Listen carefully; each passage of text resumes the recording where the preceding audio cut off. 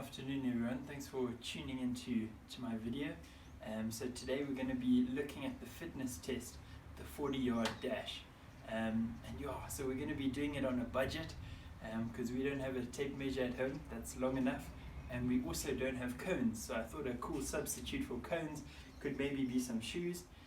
And so the 40-yard dash measures linear or straight line speed and acceleration, which is really important, I'd say, in most sports.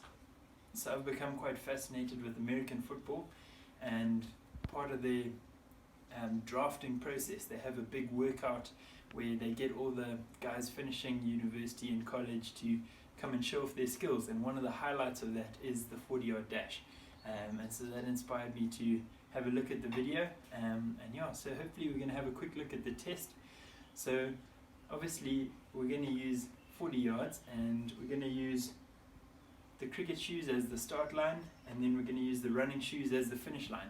But I'm going to make sure that I have a bit more space after the finish line so the athlete can slow down safely, which I think is really important, because if there's not enough space, they may start slowing down before you've crossed the 40 yards, and in that way it won't be very safe at all.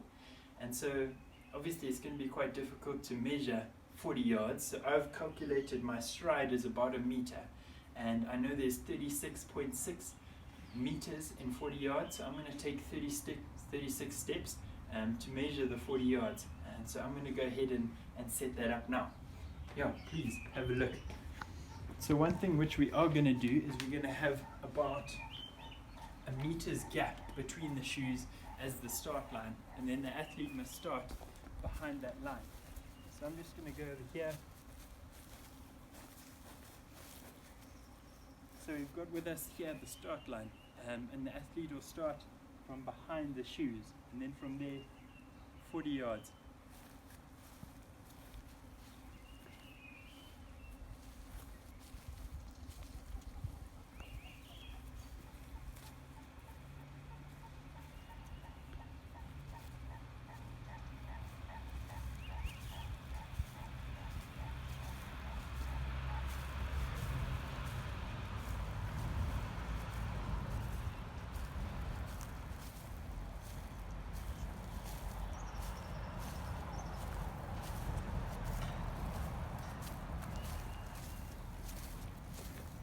Awesome, so there we've got our start line, and here we've got our finish line. And as soon as the athlete moves at the start line, I'll start the timer. So I've got on my watch here, and then as soon as they cross the line, that'll be the finish, and that's when you stop timing. Note it down. So usually you'll do 2 tests and then take the best score from there. If you have any questions, chuck them down in the comments below.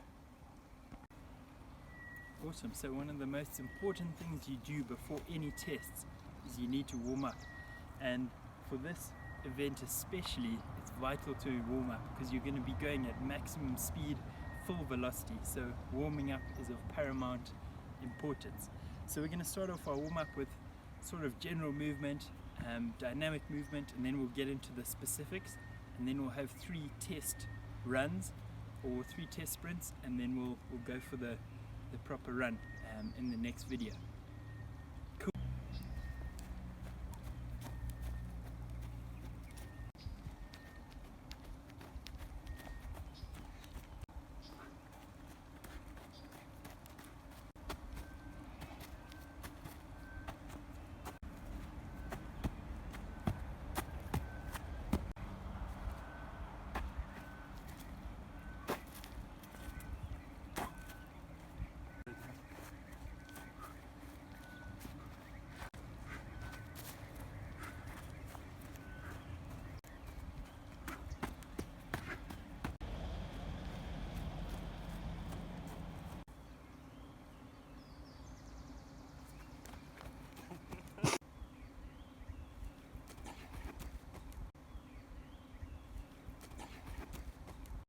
Awesome, so we've just done the 3 warm-ups, and now we're warmed up and in the zone, and so now we're gonna go for it and get our 40 time.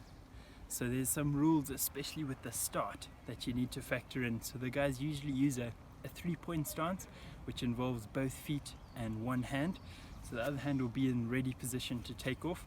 And the other thing which you need to factor in is both your hands and your feet need to be behind the start line.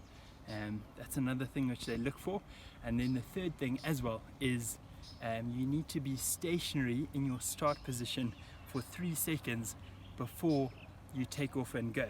That's sort of just to avoid guys, not standing still to start, maybe something like a running start or falling over to try and maximize their speed.